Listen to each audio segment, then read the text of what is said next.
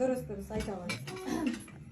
Hasıl bir tohum mingenin, sağlıkın 4 aylı jürgünün, herikten jalka qaytarıp baygaydaсын gelçi sügünüm. Herikten jalka qaytarıp baygaydaсын gelçi sügünüm. Men jalkaçı sen çaban, kıyıkırıp tudun salam. Ölü köbüz üçün eştiyle ürkündümüzsün gül zaman. Ölü köbüz üçün eştiyle ürkündümüzsün